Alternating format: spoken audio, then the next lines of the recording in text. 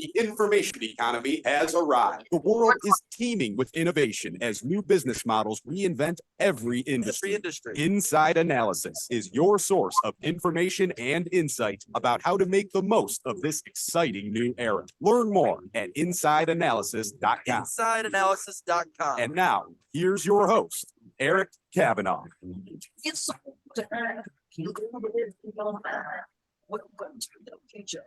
Oh, yes, indeed, folks. Welcome to the future. It's moving, I think, faster than ever. I know that's not really possible, or don't think it's possible, but it sure feels like that. Your host here, Eric Kavanaugh, for the only coast-to-coast radio show that's all about the information economy. And I'm very excited to have an industry veteran with us today, a social media pioneer, someone who's been doing cool stuff on the interwebs for a long time now, back since like 1981. Or something like that. We have Wes Kussmaul with us. We're going to talk about identity resolution. We're going to talk about deep fakes. We're going to talk about how to ensure that someone is really real. And of course, that's a very strange question these days, but now we have generative AI being quite popular. We can thank ChatGPT and OpenAI for really making it the top story of the last year or so in terms of enterprise technology, specifically in artificial intelligence. But of course, it's not the only kind of AI. There are lots of different kinds of artificial intelligence that are used for many different purposes. But this one really strikes close to home for lots and lots of folks because authenticity really matters. Who are you? How do we know you are who you say you are? That's really important when conducting business, for sure. It's very important when collecting money, when delivering services.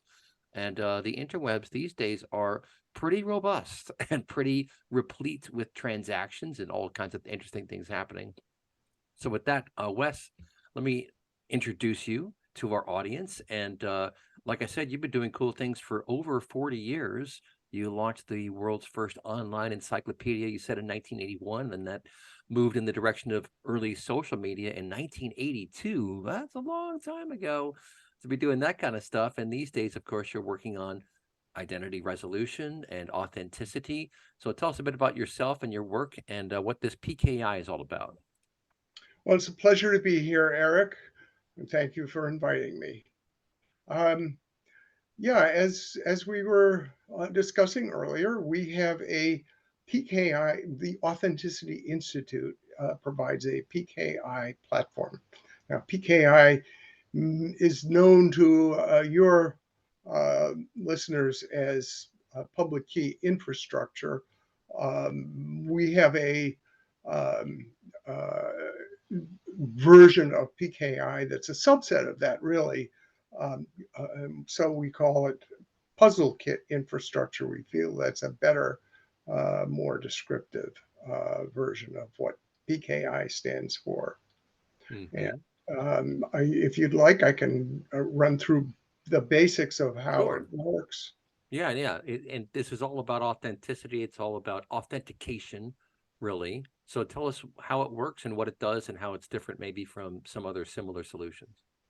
Well, it's all about digital certificates. Now, we use PKI, a stripped down version of PKI all the time. Whenever you go to a website that starts with HTTPS, whenever you use signed code, which is most of the code we use these days, it's digitally signed. But these certificates can identify just about anything, a server, the code. Our PKI starts with the premise that the only fundamentally useful certificate, or the important certificate, is the personal identity certificate. Everything is tied to a human being. If you need a server certificate, a website certificate, well, it should be digitally signed, not only by the certification authority, that is like City Hall, a vital records department. It should be digitally signed by an identifiable human being that takes personal responsibility for what that is being used for. Mm-hmm. So you can still have your site certificates and your code signing certificates and your mail server certificates, but there's somebody there who takes responsibility for that. And isn't that the way the physical world works? You and I are both sitting in buildings. And I know without looking into it at all, I know that the building you're in, like the building I'm in, and like the building that every one of our listeners who's not outdoors is in, every one of our buildings has an occupancy permit. And that occupancy permit is signed by an architect, a contractor, and a building inspector, and often a structural engineer as well. And that means that you and I don't have to worry about the building falling down on our heads when we walk into it. We just go around with the confidence. Most people don't even know that there's this methodology that is protecting them everywhere on earth, but one particular country that is a newish country where they haven't gotten around to building codes and occupancy permits yet. And that's a country where notably a couple of factories have fallen down and killed people. Yeah. So we have this methodology from the physical world. We're simply importing it to the digital world. So what we're doing, we view the web as a wonderful collection of outdoor spaces. But when we use these outdoor spaces, for instance, when we do our banking on an outdoor billboard, I have to ask, whose idea was that? Why don't we have buildings? Where are the bounded indoor spaces? Where are the, what is a building but a set of accountability spaces, right? You tend to know who's in a room with you. That's the whole purpose of a building, besides, keeping the rain off your head and providing a nice climate. It's about accountability. Rooms are designated for certain purposes. People can't just walk into your home, or if to get into your office, they have to go to a lobby receptionist if they're a visitor. If not, they have an employee ID. It's all about accountability. Where's the accountability? Well, you can't really have a lot of accountability outdoors. That's the nature of outdoors. It's a wonderful place, but there's a reason why we don't have our meetings by the side of the information highway, or by the side of the highway. We do have our meetings by the side of the information highway, and therein lies the problem. Well, and so you've mentioned a couple things that are worthy of digging into. Who's on your network? How do you know who's on your network? I mean, you go to any coffee shop these days in any major city and you look at the different networks that are available, and there are like 20 to 50 of them, of people all around. Now, they're almost all secure these days. I'm old enough to remember when many of them weren't even secure. There was no password. They're just open networks. You could just pop on and start browsing around. That's probably not the best idea for security purposes. So you need to know who's out there. And you mentioned also like mail certificates, email certificates. Who's allowed to email me? You think about the complexity of the landscape these days, the number of companies who are sending emails, the number of people who have email. I mean, Slack arguably came out of the blue because of the trouble of dealing with email and dealing with tons and tons of emails and wanting threads and wanting to be able to quickly search through all of that. And at the foundation of all of these transactions, you want some kind of certificate. A lot of people understand an SSL to get on your website so it's secure. But of course, nothing is completely secure. So maybe walk us through, your vision for this company and why you felt there was a need for a new PKI, and tell us the difference between a standard PKI and this puzzle that you talk about. Well, they all involve puzzles. There's no technical difference between our PKI and no technical difference between our PKI and any site certificate provider. The difference is in how identity is established. So you mentioned email. S-MIME is a technology that's been around for decades. Back up. The solution to all of these things is as old as you mentioned SSL. It's as old as SSL. It goes back to the 70s. the technical solution is just well proven. It's out there. But here's the metaphor I use all the time. A bank vault is a secure space, right? But a collection of bank vault construction materials is not a bank vault. Those bank vault construction materials need to be put together in a way that an expert knows, results in security. And it's actually a rather complex thing because bank customers enter bank vaults, to get at their safe deposit boxes. So number one, there needs to be a set of construction methodology, building codes, if you will. And there also needs to be an individual who takes legal responsibility for the functioning of that bank vault. Once it's been built, that responsible individual says, yeah, I'm the signer for Diebold or whoever built it, and says, I attest actually that this is reliable, that this bank vault is reliable.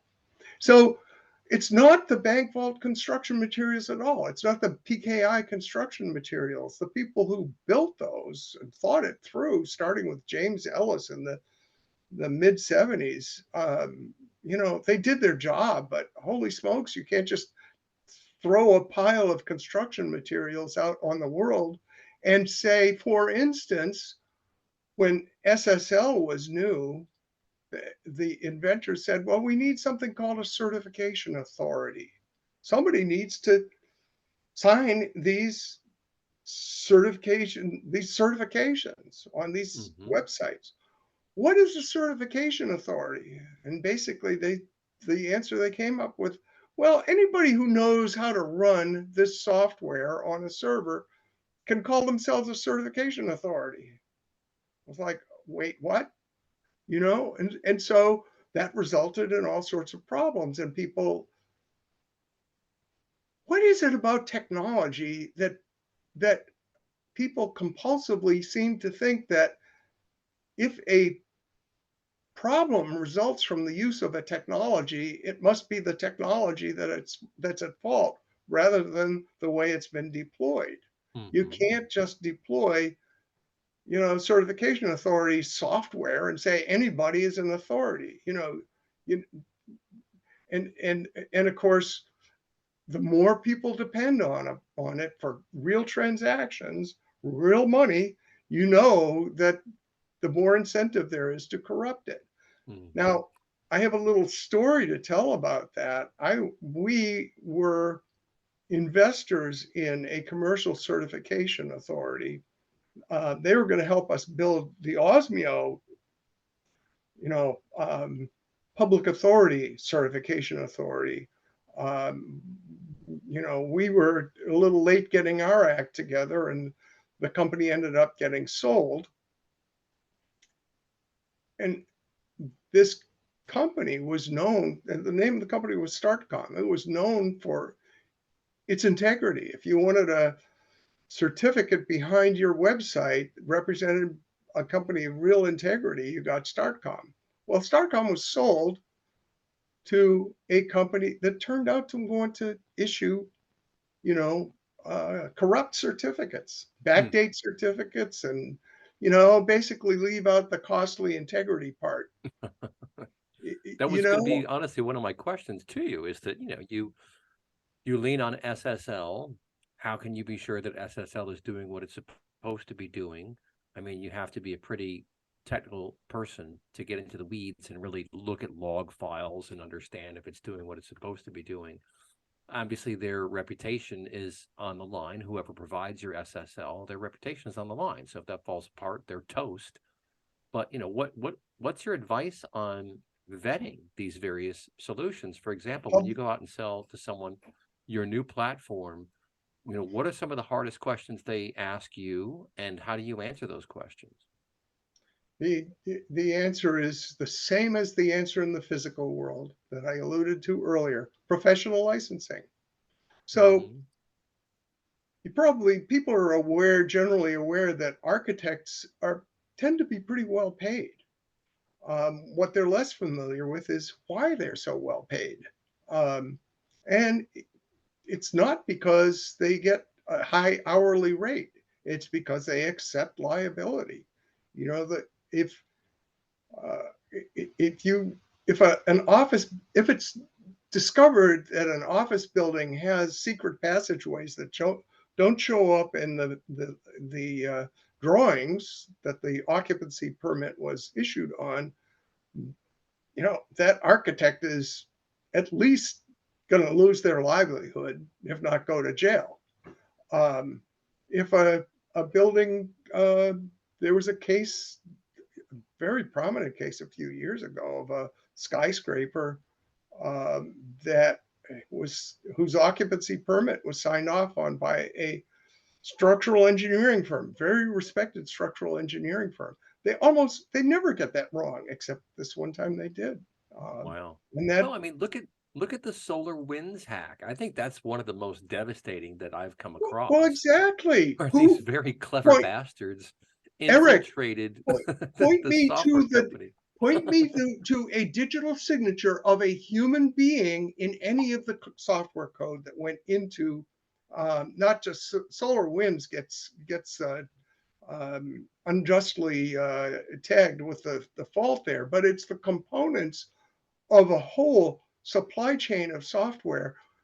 Shouldn't every piece of code in that be digitally signed by someone who takes legal responsibility for it? And I hasten to add, this is important, about the economics of this. Why would anybody voluntarily put their good name on such a thing? Well, the answer is because they get paid very well.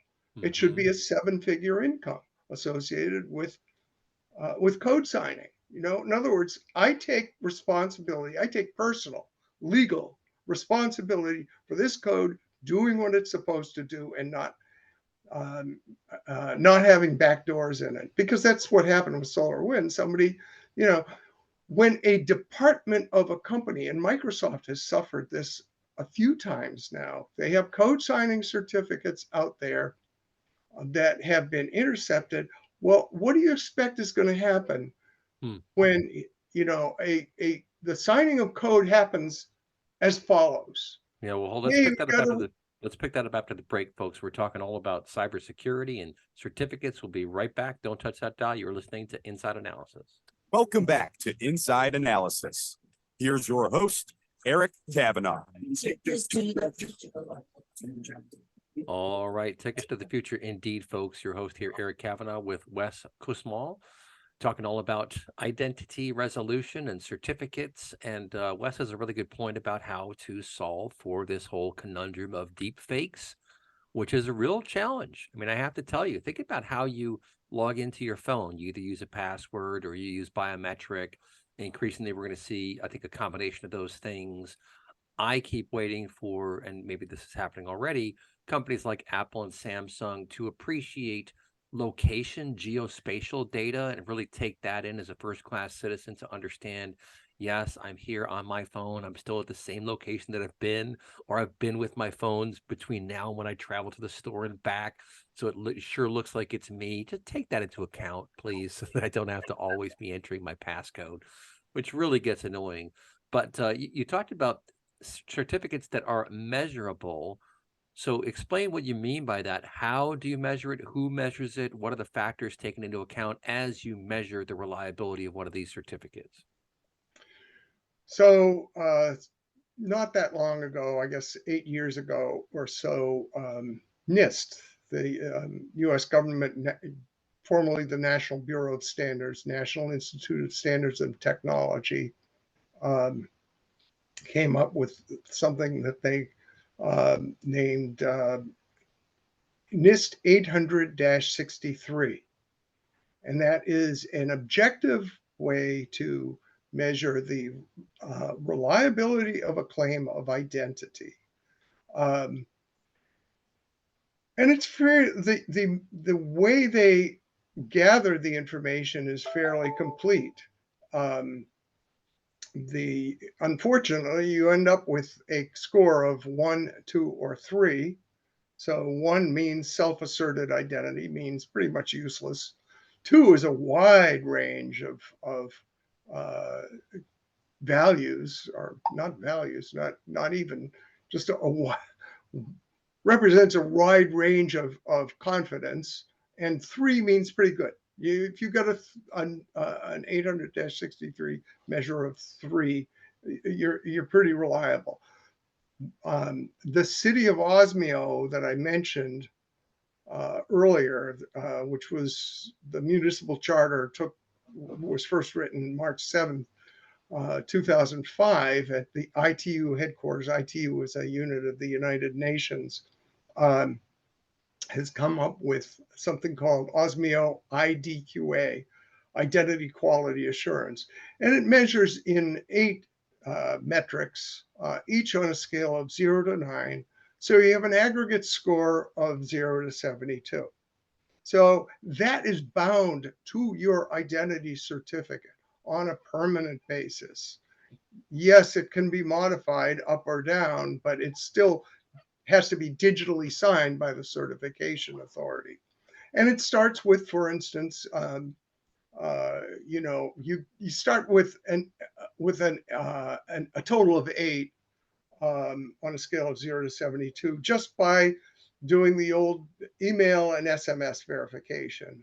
And then you can do a liveness check and Jumio type of thing which will get you up to a 12.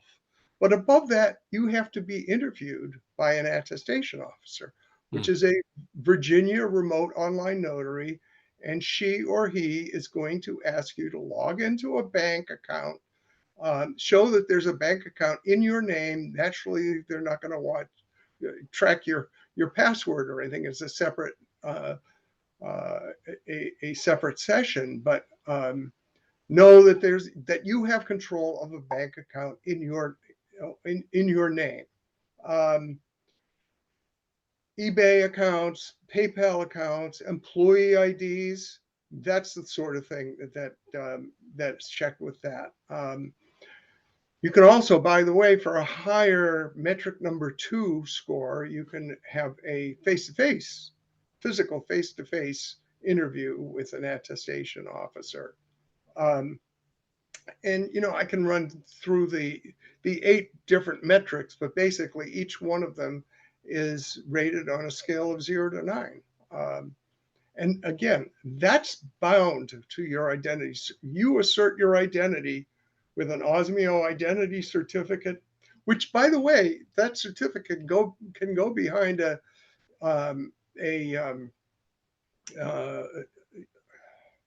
FIDO credential or an OpenID credential or a passkey credential.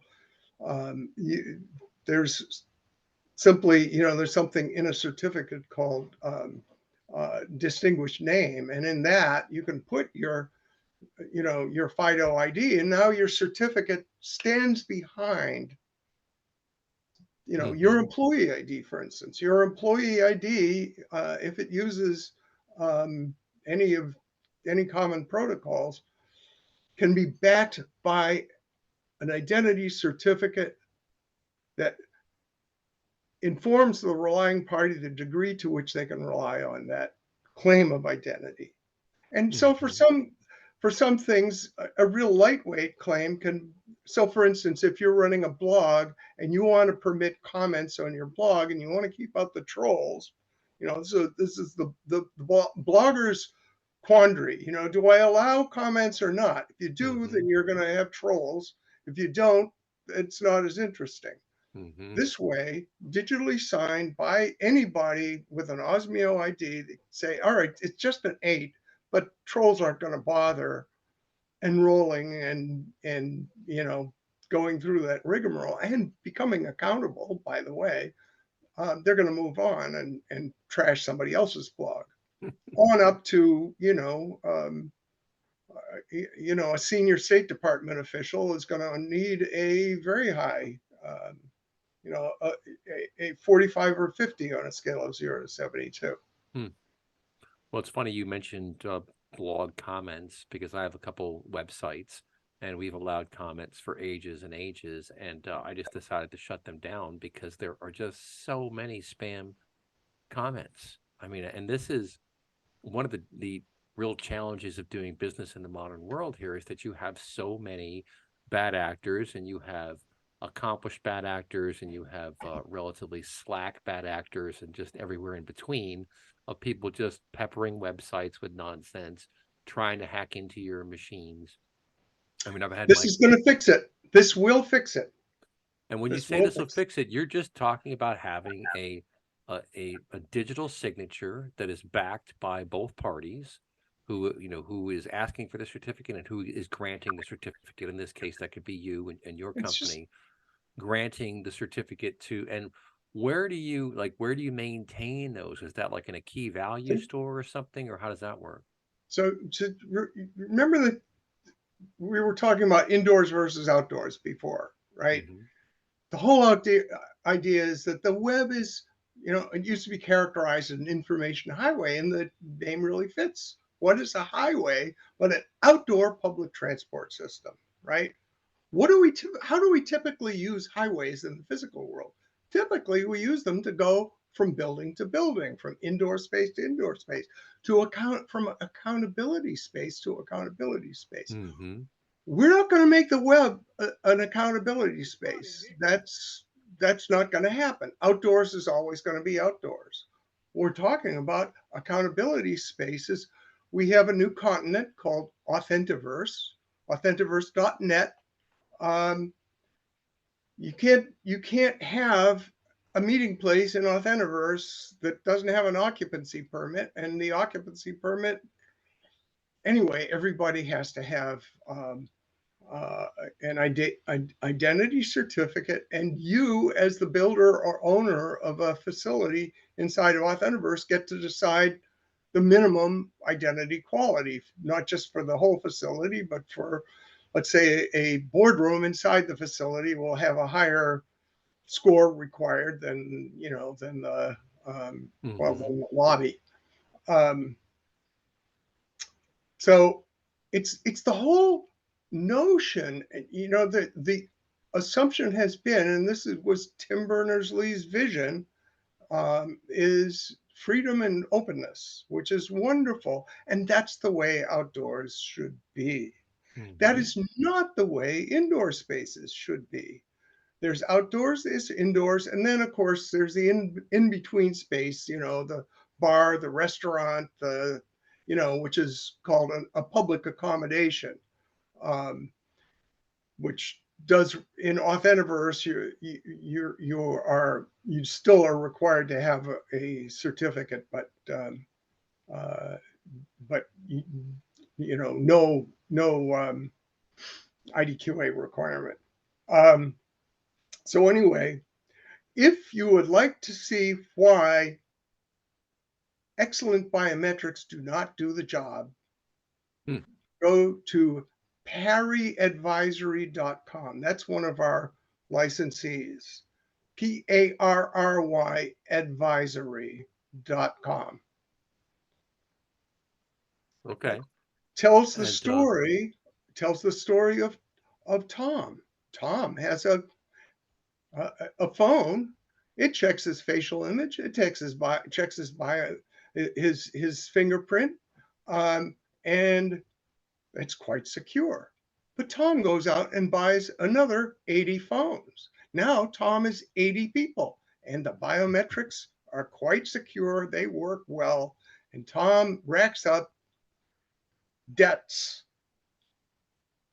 Credit card after credit card, and he keeps up the payments, so they all have good credit scores until something like 2008 happens again, and things get a little tight. And he decides, okay, I'm going to get rid of these 80 fictitious people and the debts that they owe to all of these merchants and banks. And that's when we've discovered the real cost of synthetic identities, when we have another serious downturn. Yeah, this stuff, I mean, it does keep me up at night. I'm not going to lie. I worry about this stuff. I check my bank account every single day, and I'm glad I do because you find bad stuff in there. I had someone hacked in there and was ostensibly buying Google ads, but I noticed something kind of interesting. It was listed in the bank transaction as from Google ads from google.co instead of Right, google.com. I'm like, well, that's interesting. And right. this to me, it just represents real cojones because Oh yeah. to Like, scam someone like that you and to be in the hey, I banking got a story system. to tell you, Eric. I got a story to tell you about this. That's another example of eternal vigilance. The Mhm. solution is supposed to be eternal vigilance, and there's a prominent company that makes a lot of money training um, a company's their clients' employees to recognize a phishing attack. Hmm. So every year I go to the RSA Security Conference in San Francisco. Mhm. Occasionally I go to Black Hat as well and other security conferences. And I make a habit of something, and this is going to make me sound terrible, and that's because I am being terrible. Um, so I have a couple of beers with a CISSP, that is a certified security expert. And after a certain point, after we're really comfortable with each other, I, being very disingenuous, will say, I got to admit, I've clicked on a bad link and I've clicked on a bad attachment. Over 50% of the time, the security expert responds by saying, yeah, I know, I've done that too. Now, these are the people who are teaching these great unwashed masses how to not fall into that trap. And they Right. fall into it themselves. Right. So, talking out of school here, next time, I go to RSA, I'm going to have a target on my back, but it's true. It's absolutely true. We have the solution. Let us solve the problem for you, Eric, so you don't have to check your bank account every day. And for all of your audience members, let us solve the problem for you. The solution is old and proven. It's Mhm. all about accountability. It's all about, the accountability of identity certificates that carry a measure of their own reliability. We do not yet have a solution to uh, to quantum. Oh, right.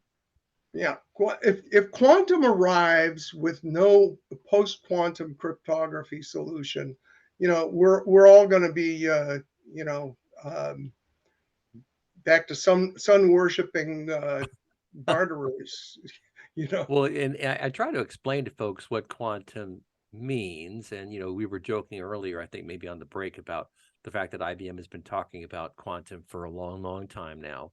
And we don't know exactly when this is going to go general availability. And it takes incredible amounts of energy to cool the system, which does this stuff. I mean, that they're talking about having to get close to absolute zero to keep it cool enough to be able to run, to do the things that it does. But in the digital world, it's ones and zeros. And it's really not even that. Those are representations. It's above a threshold and below a threshold is how I understand it. But with quantum, it's not just two directions. It could be thousands of different directions. So it's yeah. incredibly complex. But folks, we'll pick this up after the break. We're talking to Wes Kussmaul today about authenticity and certificates and trust and maintaining trust in your online systems. We'll be right back. You are listening to Inside Analysis.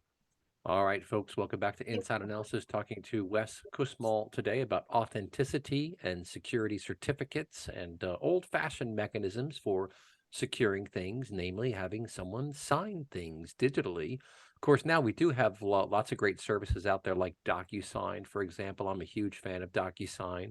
It's a great way to sign electronically, and you have a third party that's tracking all this stuff. You have a place to store the information. They're responsible for keeping tabs on all that kind of stuff. That's good. I love DocuSign because I got to tell you, I hate file cabinets. I hate keeping anything printed that has to be organized. It just drives me nuts. I mean, I don't know if it's an OCD or what, but I've never liked that. I've never liked having to manually organize objects inside environments. I just don't like that.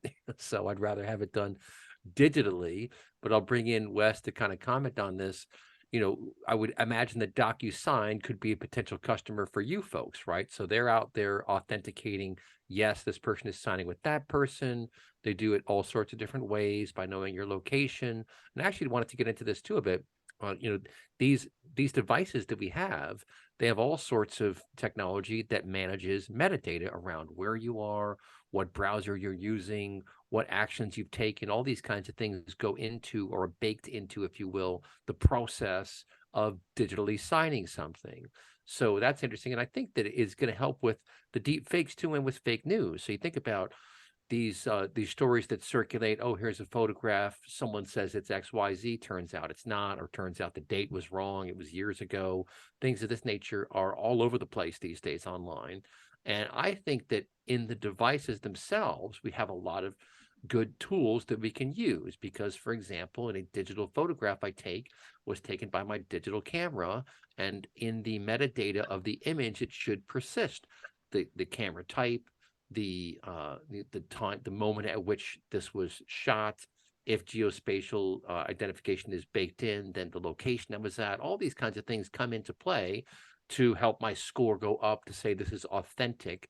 But just tell me a little bit more about your solution and who your clients would be. I presume that's correct, that DocuSign could be a client of yours, right? And tell us about that.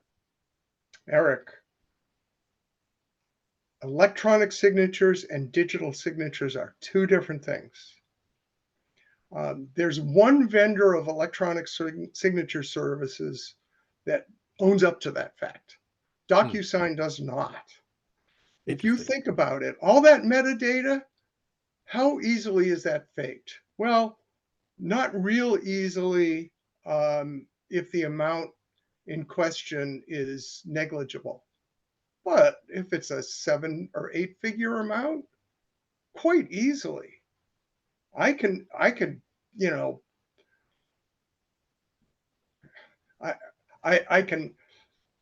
change the clock in my phone. I can. Oh, I remember the days when you could do that. I used to trick my machine to keep You can software still do running, it. because you could roll the clock back on your computer and then launch the application within the window that would work. We used to do that. You can't do that as much anymore. They caught on to that. Because actually you can, but that's for another conversation. What's the difference between a digital signature and an electronic signature? And here's the difference. In practice, most providers of electronic signature services use the same technology as digital signatures. It's not a technical difference. Here is the difference. In an electronic signature, they rent you an identity for the duration of the signing. And then after you're done signing whatever you're signing, they use that identity for someone else. Whereas with a digital signature, it's the pen, it's the private key inside of your phone that you have control over that digitally signs. I see. Now, That's tell me how interesting. you fake that. Even if someone steals your phone, they have to use those biometrics to get at it. Now, if you're at gunpoint and they're telling you to sign something, then you can have stress passwords and things like that. But under all normal circumstances, that signature is not repudiatable. Now, here's a danger with electronic signatures. They've historically been used for real estate transactions. I have signed a PNS using a phone, using DocuSign.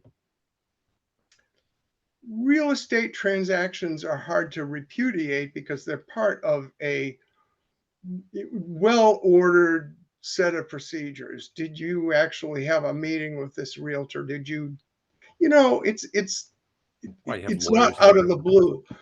Compare that now with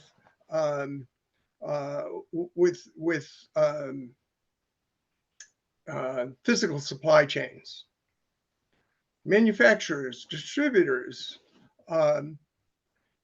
We sign a deal saying, I'm going to take, over the next 6 months, I'm going to take a million of these widgets at $11.92 a piece.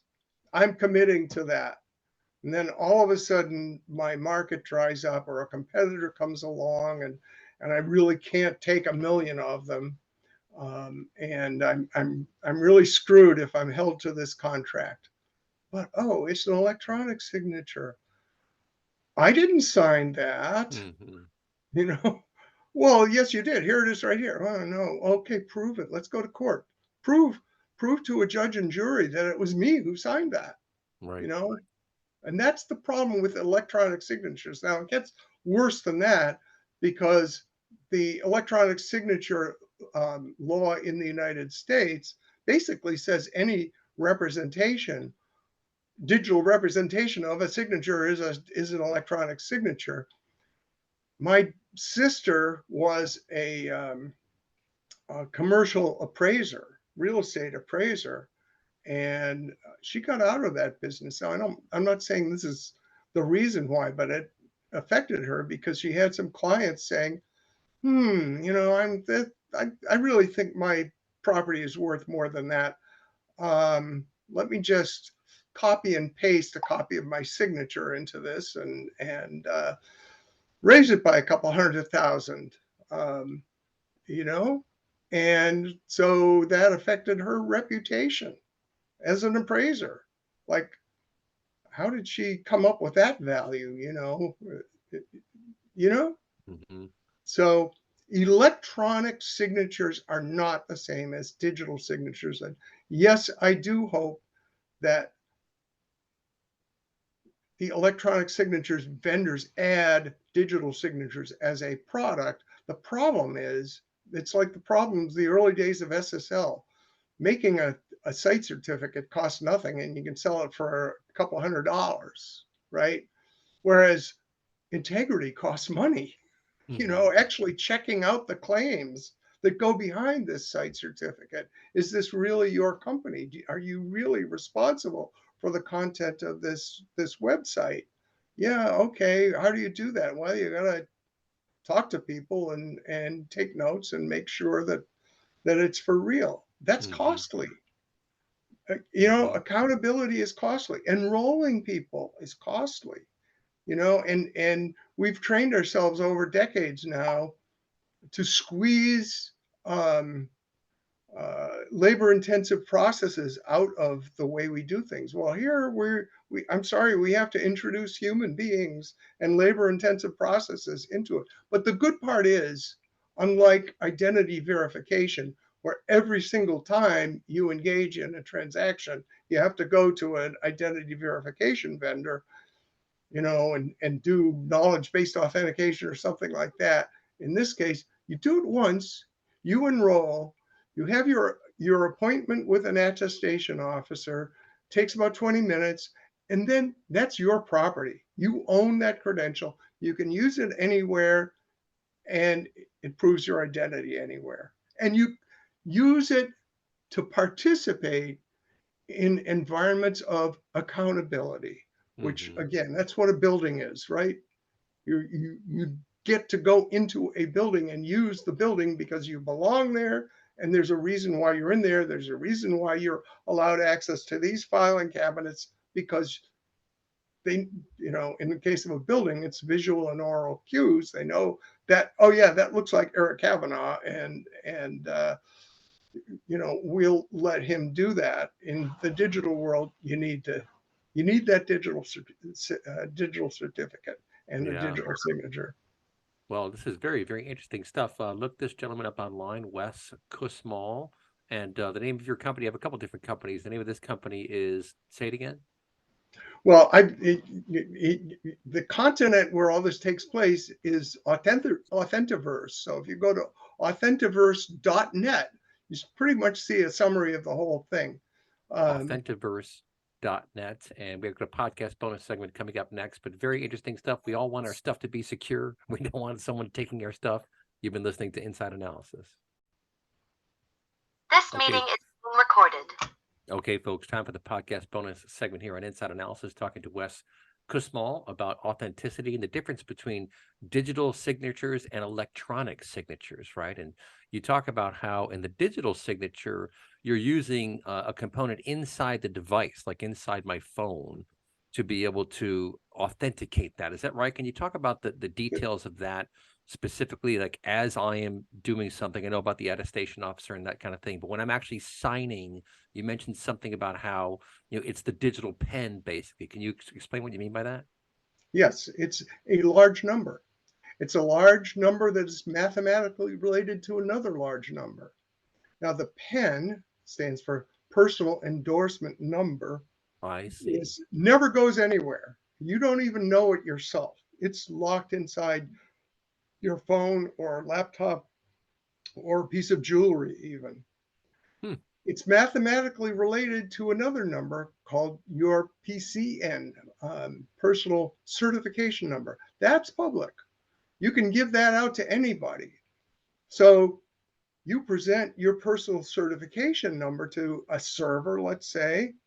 The server says, very nice. I see that you claim to be Eric Kavanagh. I have your personal certification number. I'm going to make a puzzle out of it and send it back to you. If you can solve the puzzle, that means that you have the corresponding personal endorsement number. And then I will actually believe that you are Eric Kavanagh. I see. And so you send the puzzle back. Now, the nice thing about it is you can capture every bit going back and forth. The PCN, the puzzle, the solution to the puzzle, and an interloper it'll be useless. You can't use it again because every puzzle made by that with that PCN is different. So a solution to a previous puzzle is useless. Interesting. It sounds a lot to me like public key and private key for cryptocurrency, right? So it's exactly what it is. There's no difference. Right. The difference is not in the technology. The difference is in a pen belongs to a human being. It is accompanied by an identity quality score. Mm-hmm. Whereas in cryptocurrency, it's whoever happens to have this key pair. And oh, by the way, you've seen plenty of disasters there because either people lose access. There's this sad story about somebody who's got $100 million tied up in one of these things, and he's only got 2 more attempts before it vanishes, or it gets stolen because people like to make their key pairs convenient, right? And convenient means easy, accessible. Yeah, it is. It's very, very interesting stuff. And the last thing I'll throw out here is, you are a startup, you're a small company. What's the certification, if you will, or what's the commitment you can offer? Because I would presume, like, let's say, God forbid, you go out of business. Does that mean it's over for the people who are using your service, or what kind of legacy is there to using this service if, for example, your entity itself goes out of business? Well, Osmio, as I say, is a municipality. It's an online municipality. It was chartered at the headquarters of the International Telecommunication Union in Geneva, March 7, 2005. ITU is a unit of the United Nations. I see. And it is not just like your own city hall. You can't buy it. That's important. I see. People have a lot of trust in Apple, but Apple could be bought. Apple could get new management. New management says, "Well, screw this privacy stuff." Right. Look at Twitter. Yeah, and look at the. I know. Yeah. I explained to my wife that this guy went there and bought the whole company, so he owns everything in the company, all the correspondence between people. You mean X? Yes, X. Now, of course, it's called X. Yeah, I'm gonna have a hard time calling it X. I'm not gonna lie. I know it's what. But he has a predilection around X. And he's an amazing guy. But like, what a maneuver to just go buy this entire social media company and turn it all sideways. I mean, This is wow. what happens to amazing people that accumulate fame and power and wealth, right? What is it about us human beings? We have a tendency to go off the deep end. Yeah. I mean, really, it would It probably does happen to happen. you and me. Yeah, You know? well, we can be so lucky. Well, listen, thank you so much for your time today, Wes. Very cool stuff. Authenticity matters. It is the cornerstone of business. We're going to need this going forward. Great stuff. We'll talk to you next time, folks. You've been listening to Inside Analysis.